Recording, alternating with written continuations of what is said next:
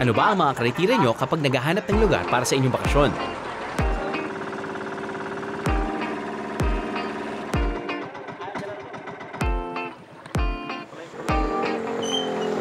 Malapit lang si Metro Manila? Pwede!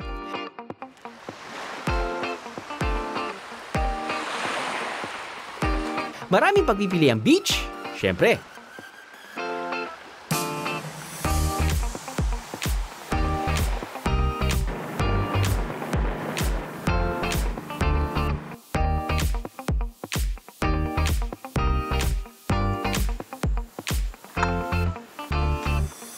May mga kakaibang activity? Of course!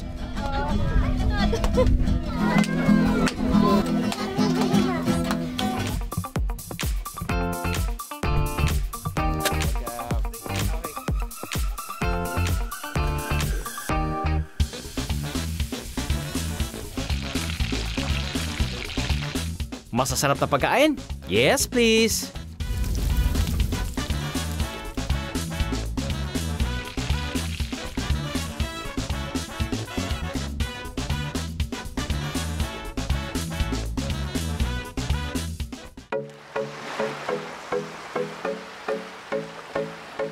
Tapos, swak sa inyong budget?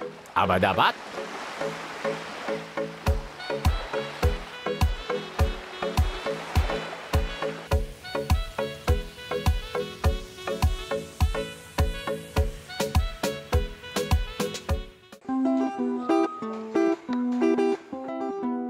Pero maliban sa mga yan, alam nyo bang dapat nyo na rin isama sa inyong batayan ang Sustain Goals?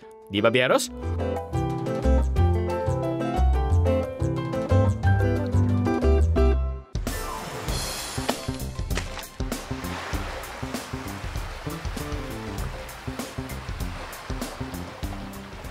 Siyempre, hindi nyo pa man sinasabi, nahanap na namin ang lugar na yan.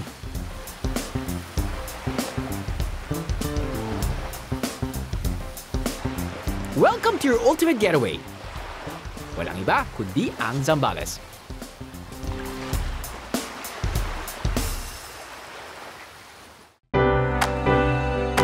Isang talisayan cove sa mga sumisikat na beach destination dito sa Zambales. Konti pa lang ang mga turista at wala pang gaanong mga istruktura dito. Kung hanap nyo ang isang tahimik na bakasyon, eto na siguro yun. Ipinagmamalaki rin ng lugar na to ang kalinisan sa buong paligid. Bakit niyo po naisip na zero waste na kailangan ipatupad dito sa isla niyo? Kasi po, para mapanatili natin pong nature ang area. Kasi sa aming paglaki namin dito kami pinanganak, gusto namin na mapanatili yung nature na hindi mapipinsalan ng kahit na anuman po na katulad ng mga garbage namin, gano'n. Kailan niyo po naisip to? Dito na ako pinanganak, naisip na po namin to ever since. So matagal na po talaga? Yes po. Kasi it's how should I say this? Kapag nasa isla kayo, tapos nung nakikita niyo po na malaking chance na, uy, pwede akong kumita dahil nga may mga turista na pwede pumunta. Marami akong na-experience na hindi naman sa wala silang mindset na we have to clean the situation or we have to clean the island or itong space namin kailangan i-clean. Hindi lang nila na-manage well. In terms of waste management, I hear that you have a system going on here. Yung sistema po na yun, kasi yung aming government, ini-implement po niya yung mga garbage na mga plastic na wag pong gamitin na. Paano po, pag sabihin natin, pumunta sila dito, tapos hindi po maiiwasan na meron talaga silang basura. Ano pong gagawin nila sa basura na yun? Sir, bibigyan po namin, ipoprovide po namin yung mga garbage, nila na, katulad ng yung mga sako na pwede nilang paglagyan. Okay. Ipinoprovide na po namin. Tapos doon, ibibigay po, kapag napuno na po yun, ibibigay po nila sa inyo? Opo. Ibibigay po nila sa amin yun. Tapos pagdating po ng Sunday na pipick upin na sila, papadala po namin yun. Dahil malawak ang beach area, tent ang kadalasang accommodation dito. Pwede magdala ng sariling tent at pwede rin magrenta. Hindi pa naman kami ganun ka-crowded. So napapanatili talaga namin na lahat subaybayan, lahat ng ng mga garbage. Ano po ba yung capacity niyo dito? Actually, kaya namin ng 1,000. 1,000? To 5,000. Pero inaano po namin yung capacity namin na huwag kaming sosobra doon. Kasi baka bukod doon na masira yung mga basura na hindi naman masubaybayan ng mga kasama namin, ng mga staff namin dito, mas mahihirapan kami. Meron din silang solar-powered batteries para may ilaw sa gabi. At para sa kumpletong bakasyon, sila na rin ang bahala sa Chibog. Paludo, Boodle Fight style. Nakita niyo na to. Boodle Fight. Anong pinagkaiba? Well, wala kayo nakikitang plastic. Butin lang. Sa show talagang we practice sustainable tourism.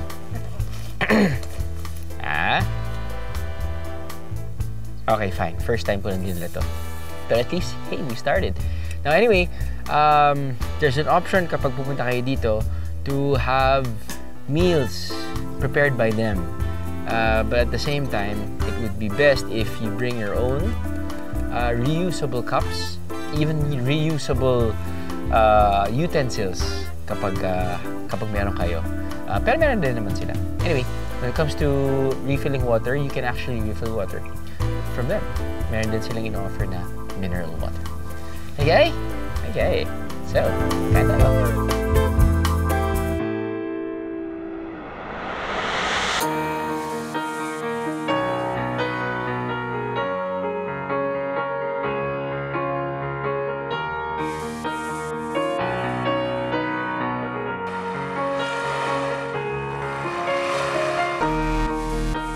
O, diba? Sakto rin ang Talisayan Cove para sa video kay music video goals nyo.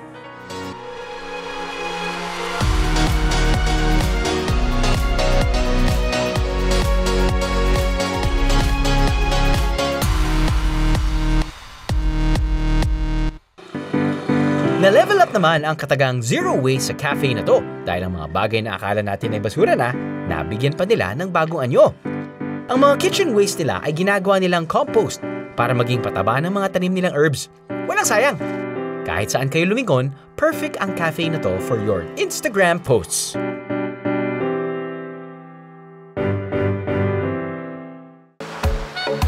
Maging sa mga public beach tulad ng Liwliwa, mahigpit ding ipinatutupad ang pagpapanatili ng kalinisan. Kada Monday po, nagpipick up sila ng basura dito sa buong resort. Yung lahat ng kalat nila nilalagay nila sa tamang tapunan namin na provided ng GLAMP. At the same time, hindi discourage namin sila na magdala talaga ng plastics. Kasi we can provide everything naman, kahit anong lalagyanan. Pero kasi ang ginagamit namin, woods. Sinasabi namin na kasi since public beach yung Liwliwa, accessible siya sa lahat ng mga guests. Nire-remind na lang namin lagi na kailangan, pag nagdala sila ng plastic na dala nila, lagi nilang iuwi sa GLAMP, sa GLAMP na lang or sa resort na kung saan sila nakastay. Para mas feel nyo ang kalikasan sa Zambales, di back to basics muna tayo pagdating sa accommodation. But with a big twist, ika nga. So, a couple of years ago, sila mag-glamp. Sales glamping! Ngayon, pag sinabi na 2019, glamping, alam na lahat ng mga millennials. Alam na lahat ng mga Gen X, Gen Y. Glamping, it's actually parang camping, but with style. With a bit of luxury. Okay? Anyway, it's night time. Kakapunta lang namin dito. First time to experience this. San Felipe has, I don't know, evolved into this backpackers mecca of the north. At the same time, parang mga, I guess, surfers. Ito yung nagiging major destination. One of the major destinations. And you have two choices, no? There's one tent, which is priced at 5,000 pesos, inclusive of breakfast for two. And I think free foot massage. This is actually for two. Magdalawang best friend. Very comfortable with each other. Dahil isang kama lang. You have a, of course, air conditioning system. American table. And that's pretty much what you need. Asa ka pa nga, di ba? Glamping na nga to. May aircon. Sus. Anyway, CR, of course, common CR. Now, kapag mas malaking grupo, we can actually feature this. It's actually 10,000 pesos per night, good for 6.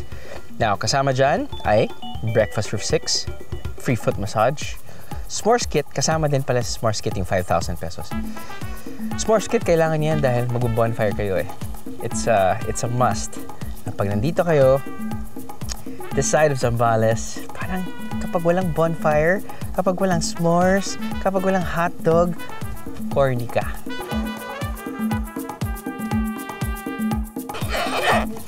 Ang lamig! Oh my God!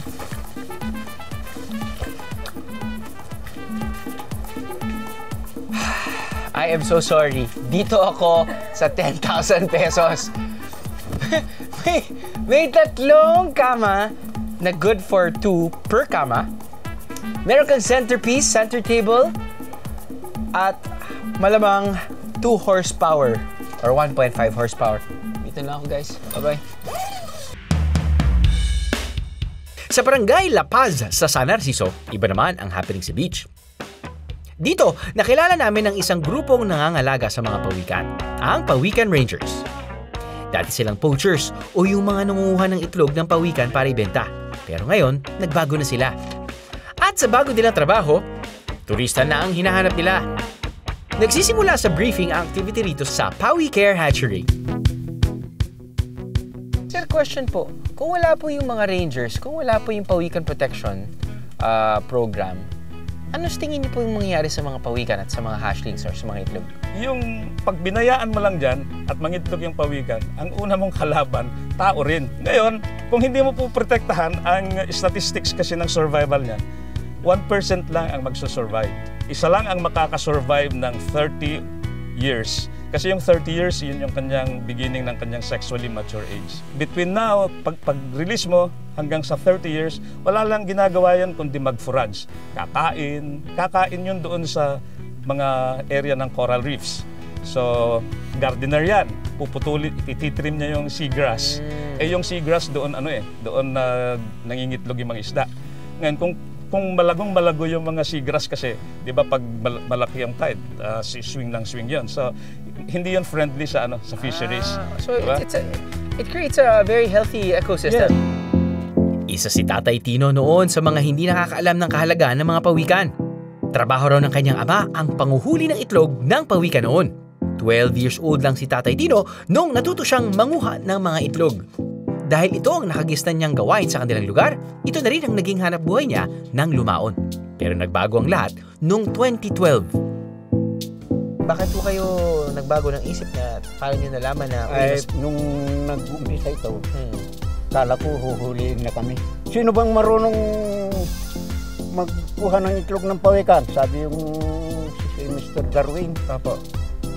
Ay, natakot ako, baka huhuliin na kami. Okay. Ikaw, naghuli ka ng itlog. Yes, sir. Ano, hindi sa Makati, hindi nabuo na ikaw. Sumali na ako. Sumali na ako kayo. Ano po yung bilang Pawikan Ranger, ano po yung ginagawa niyong trabaho? Pag nakahuli kami ng itlog sa pawikan, dalim mi rito. Ibabaw namin ganyan. Ibabaw namin yan. Oras na namang pisa, matuwa naman kami. Dahil meron na naman. Kasama ang iba pang dating poacher na mangingisda at volunteer na rin ngayon. Tulong-tulong ang lahat sa pangangalaga ng mga nakukuhang itlog sa baybaying dagat. Kapag nakakakuha sila ng mga itlog, ibinabaon muna nila ang mga ito sa buhangin at saka inilalagyan ng petsa kung kailan maaring mapisa ang mga baby pawikan. Kapag napisa na, inilipat ang mga ito sa malaking drum para masanay muna ang baby pawikan sa kanilang bagong kapaligiran. Kapag gusto na sa laki, maaari na silang ibalik sa dagat. Dito na maaring makibahagi ang mga biyero. Sa mga buwan ng Oktubre hanggang Marso, madalas umaahon sa tabing dagat ang mga pawikan para mangitlog. Dagdag kita rin ang activity na to para sa Pawikan Rangers, lalo na kung may mga nagbibigay ng donation. Kaya kung makakita kayo ng mga itlog ng pawikan, mabuting ipagbigay alam ito agad sa Pawikan Rangers o kaya sa mga resort o hotel kung saan kayo tumutuloy. Maaari nila itong itawag sa grupo nila Tatay Tino para agad na makuha at maalagaan. Maliban sa malilinis na beach at pangangalaga sa mga natural na yaman ng Zambales, Naniniwala si Ian na may maliliit na bagay pang maaring gawin para makatulong sa kagandahan ng kanyang probinsya.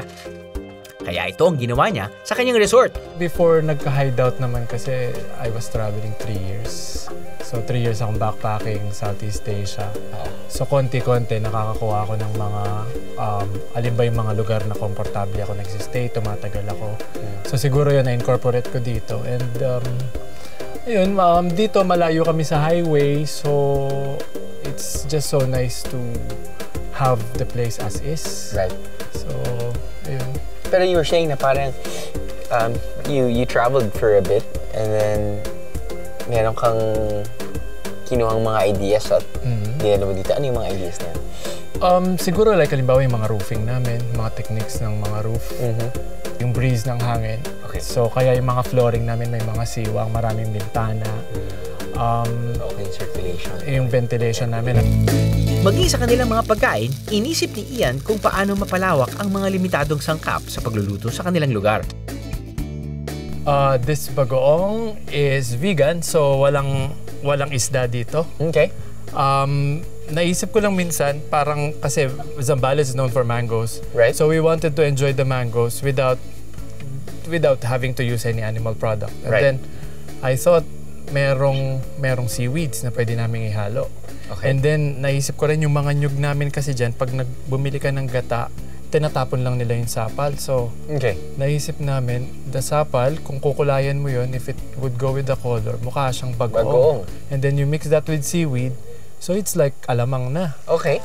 So, and then we just saute the ingredients. Okay. Using the same way that you would saute the bagoong.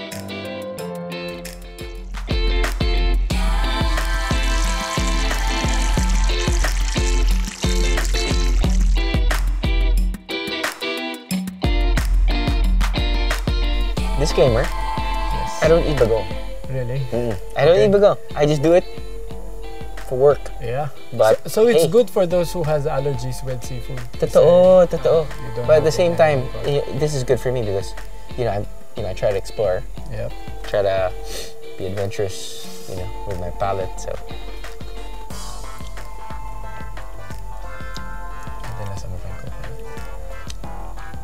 pwede ba ito na lang kainin kong bagoong? Walang lansa eh. Wala. Diba? Mm-hmm. Lasa mo yung gata. Nasa mo yung gata. Which is Unless, good because that's my favorite. Vegan food ang lahat ng nasa menu. Kaya kung gusto mo ng burger, meron naman. Gawa sa puso ng saging nga lang. so you can try this for takeaway. For takeaway. Yep, dito kasi maraming resorts. There's 43 resorts. So minsan merong iba, they would want to take away food to their resort. Right. So, and we don't want any plastic packaging. So this one, remember that we use banana blossom for the patty. Okay. So yung labas niya hindi naman magagamit. So we thought rather than throwing it, why not use it for takeaway? It's good to try. It's good to try.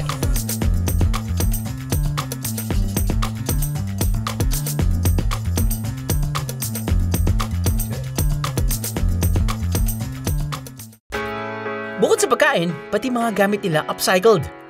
Naisipan ng paraan ni Ian kung paano magagamit muli ang mga bagay na akala natin ay wala ng halaga. So halimbawa ito, so minsan kasi we want to go paperless. Okay. So we have our gadgets with us naman. So we thought there might be some Android apps that we could use as a POS system. Right, of course. So, but then pag maraming orders thought, we might need a stand. Right. And then ang dami naman kahoy ng kakalat-kalat dito. 3 pako lang naman ang kailangan. So Yun we na yun. have that. That's it. So that's more than good. Karamihan sa mga makikita dito ay mga bagay na akala nating patapon na, pero naisipan pa niya ng paraan para mapaganda. Dahil #ZeroWaste sila, sinasadyang walang basurahan dito para hindi na magdala ng disposable sa mga bisita at sa halip ay gamitin na lang kung ano ang pwede dito. May libreng water refill pa! Good job, bro. So, yeah. Awesome. Thank you. Galing.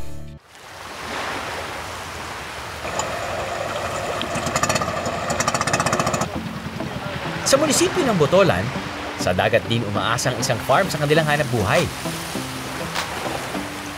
Ang pagpaparami ng mga seaweed.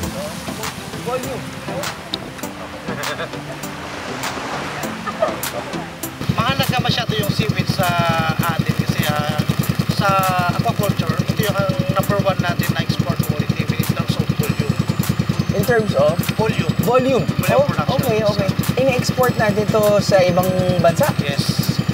Yung t-shirt natin, bakit malambot? Kasi may halong seaweeds.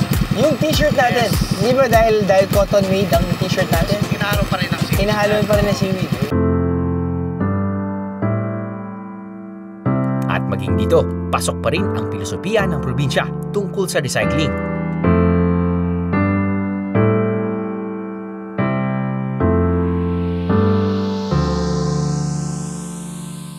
Patuloy ang paggamit ng plastic bottles bilang pampalutang ng mga seaweed. Nanggagaling sa paaralang ito ang mga binibili nilang bote linggo-linggo. Nakatutulong na sila sa pagbawas ng basura sa kanilang lugar.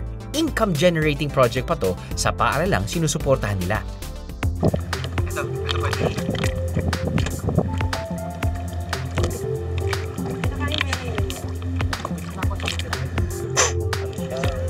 Pinaprocess pa siya. Pwede?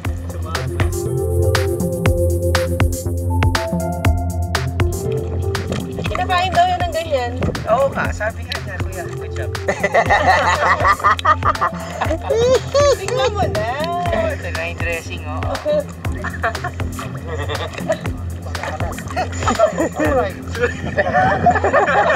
Maski siya eh.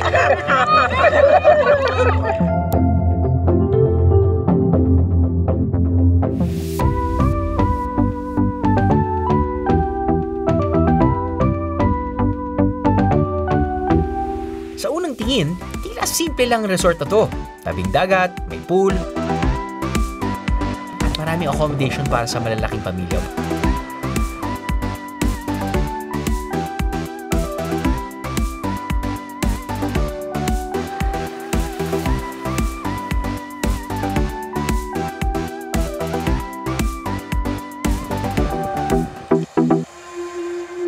Barkada.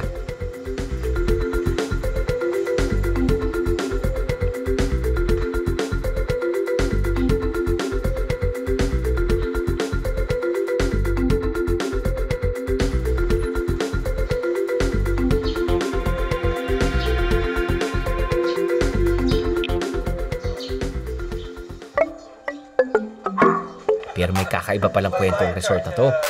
So this is a very interesting property that the family acquired in 1888, and my great-great-grandfather had this arrangement with 20 families that they each had 500 square meters of that 1 hectare. Okay. So this family would from December to May put up a nipa structure, was like an inverted triangle. They would get the soil after the high tide passed through it, put it in that inverted nipa triangle, pour fresh water over it. Okay. So the water would now go to the salt and minerals that had been deposited, collect it, and then they put it in a big kawa for cooking. Right. And so they stir that water, and after a couple of hours of heating and stirring, if you don't stir it, it won't be fine. Sa katunayan, ilan sa mga anak ng mga pamilyang yon ay nagtatrabaho na rin sa kanilang farm. Naipamana nga sa mga kababaihan ngayon ang tradisyonal na paggawa ng lagayan ng asin o buyo. Alam niyo na yan, biyeheros, basta handicrafts, game na game ako riyan. Ma'am, ready na po kayo? Okay, ano pong ituturo niyo sa akin? Ito ay para... Sa lagayan, asin po. Asin pala. Tatlo po siya. Okay. Pinagpapantay-pantay muna ang dahon ng sasa na siyang magiging katawan ng buyo.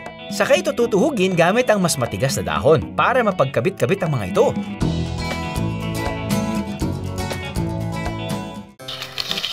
Papanggap na lang ako, ha?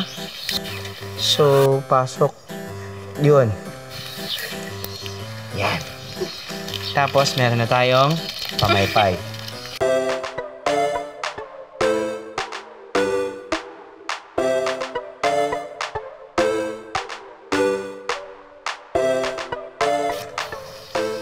Hanggang po siya maganyan. So, talagang paikot lang yan. Opo. Para ayun. Paano gawin po yung ilalim?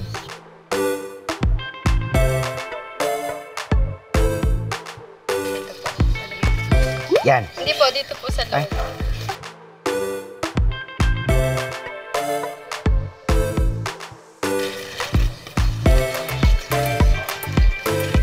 Yan! Ang galing. Ang galing. Tapos po, lalagyan na po siya na asin. So, ito yung binibenta. Ito yung mismong packaging. Opo. Tansyahan lang ang dami ng ilalagay na asin. Pero kita nyo naman, ang dami. At saka ito tatalian para may sara.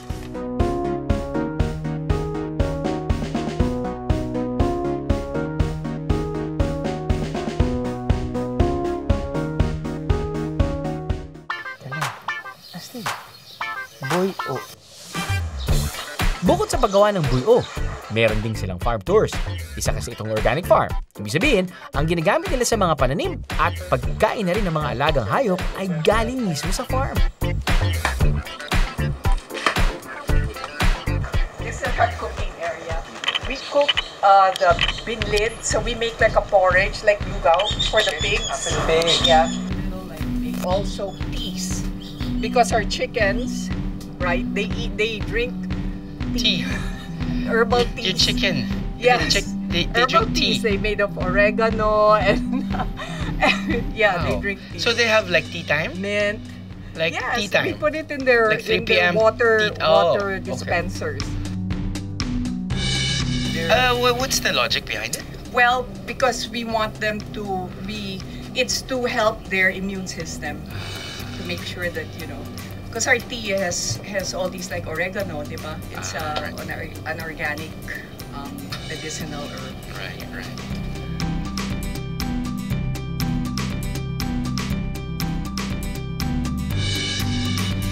Next level farming. Yeah. Di ba? Parang usually kasi parang when I talk to like, you know, families who have we have this like lot somewhere in the province and you know, there's a farm, but now this is next level eh. Di ba? Parang we do our own composting, we do our own feeds. No, because if it's organic, you have to do everything, you know, inside just to make sure, right? True. Not well, completely. Nice, Yeah. Ipinakita rin sa akin, Ching, kung paano nila inaalagaan ang kanilang mga baboy. Madalas nilang pakainin ng mga ito ng Napier grass bilang protina. But wait, notice, no flies. Okay, right. No flies and no smell.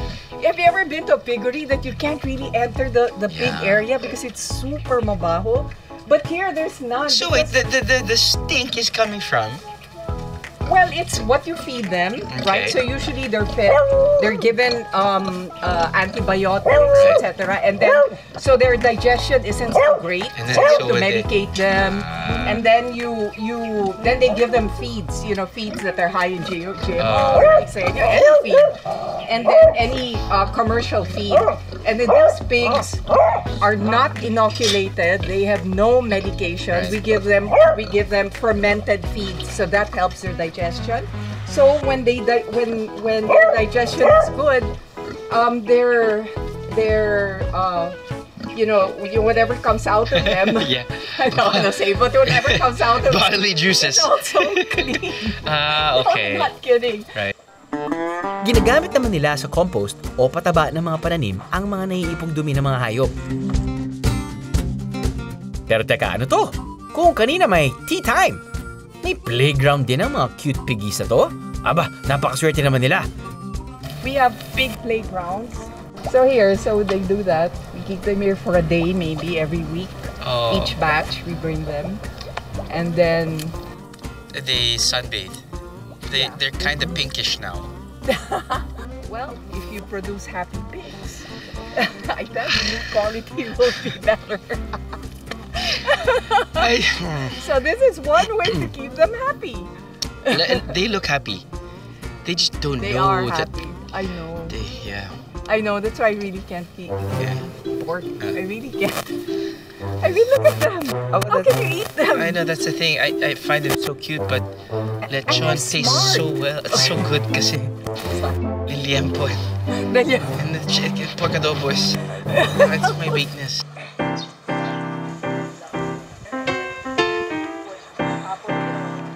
Sa paglilibot namin, napansin ko na mabuhangin ang buong paligid ng farm. dahil hindi raw naaayon ng ganitong klase ng lupa sa mga pananim. Nakaisip si Philip ng isang paraan para matamnan ang kanilang lugar. Ito ay sa pamamagitan ng paggamit ng biochar.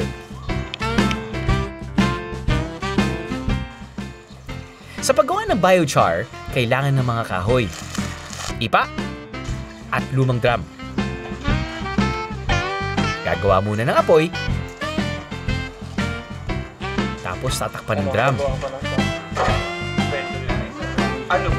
At bubuhusan ng ipa ang paligid ng drum hanggang sa masunog ang ipa at maging ulin. Ang biochar na to ang ginagawa nilang lupa o garden soil sa buong farm. Is it part of that tour that they can go to? No, that's the thing, because we want to advocate biochar, right? Sustainable organic farming plus a new technique in taking care of the environment. Amazing work, guys!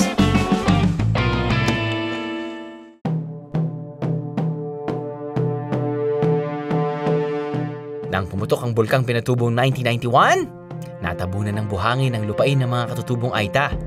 Nawala ang kanilang mga tahanan at kabuhayan at naging mahirap ang kanilang pamumuhay.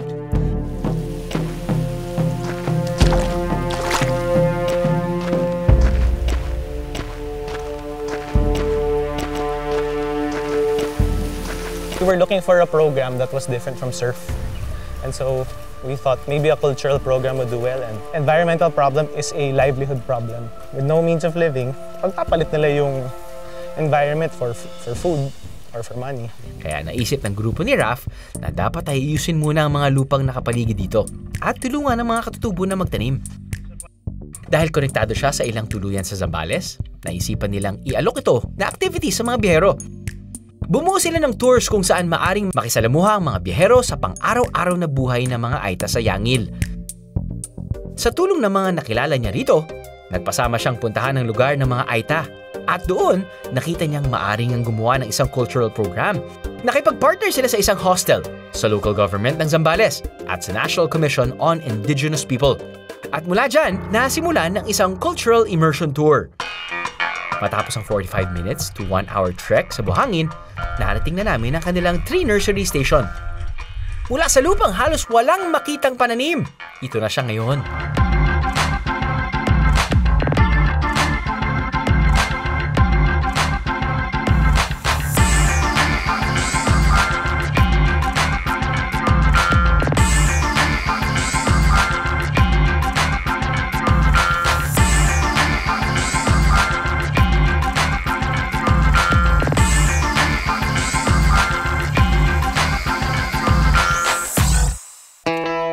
Maaring mag-tree planting ang mga bibisita rito, just like my BND team and I.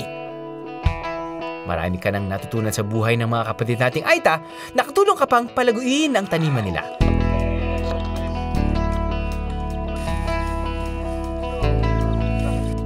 Kasama rin sa tour ang pagbisita sa mismong pamayanan nila na ilang minuto lang ang layo mula sa nursery.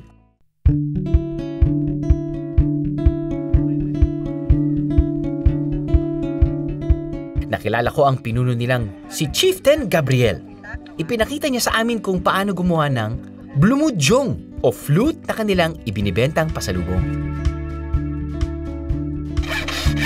Tapos linisan po natin ang itong dulo. Ito po ay binibenta niyo rin po? Opo, binibenta po yan. Nagbibenta din kayo ng bamboo straw? Opo. Yan po ang mga project ng mga kababayan po naman dito. Iba't iba ang laki ng bamboo straws na binibenta rito. Merong manipis, meron din makapal na para raw sa milk tea. Stig! Meron din silang baso na may partner na kutsarang gawa rin sa kawayan. Kaya meron po ako hinandang apoy. At itong bakal na ito na intohok ko mainit para butasan po natin. Sige po. Yan. Okay. Ano sa tingin niyo, kuya, yung magandang nadulot ng mga pagpunta dito ng mga turista sa inyo? Naidudulot po sa amin ng mga turista at kahit paano po ay nagkakaroon po ng income yung mga kababayan. At bukod doon sa kababayan, maging sa kalalakihan din. Ano sa tingin niyo po kapag may turista dito, ano sa tingin niyo yung nauuwi nila sa kanilang experience dito kasama kayo? Sa tingin namin, masaya po sila na nakasama kami. Sabi nga, kahit na malayo kami, pero pinupuntahan kami dito ng mga turista. Kaya kami naman ay masaya na kasama namin sila. Meron po ba kayong mga kantang pwedeng itugtog o yung medyo freestyle na lang? Kwan lang po dito, sinasabi nga namin, float na tunog lang ng ibon. Ito po yung magkano niyo binibenta? Actually po, sa bayan, mayroon po bibita dyan 100 per 100 na isang per plot. Yan po. Oo.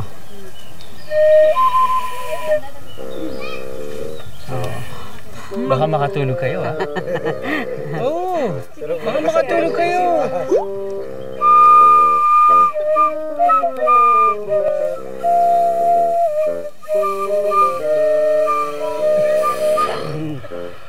Okay, yun lang po ang ano. Ha? Okay. Siyempre, hindi makukumpleto ang isang biyahe kung walang nature tripping. At dahil pa-fall tayong lahat, di mag-falls tayo! 500 pesos with a minimum of 5 participants ang bayad sa tour package na to. Kasama na riyan ng guides, environmental fee, at 4x4 service. Isang oras na 4x4 ride muna papuntang Mount Kahapatan.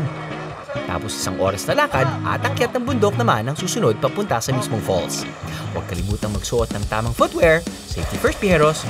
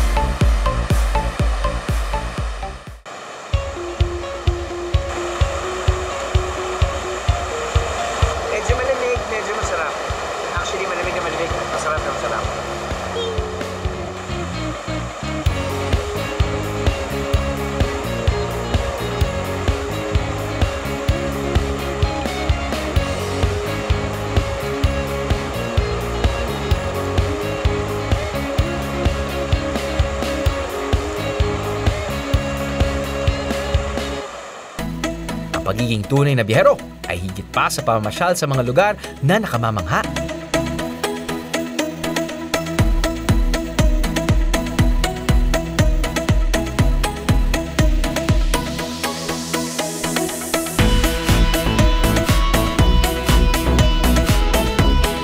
Pagtikim sa kakaiba at masarap na pagkain. O pagtuklas sa mga lugar na hindi pa napupuntahan ng iba dahil ang pagrespeto at pagtulong sa mga katutubo at sa lokal na mga lugar.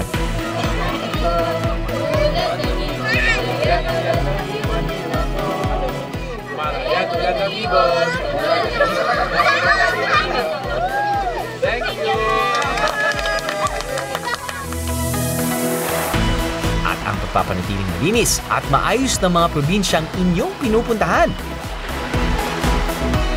Ang mga yan, ang mga tatak na isang tunay na biyahero.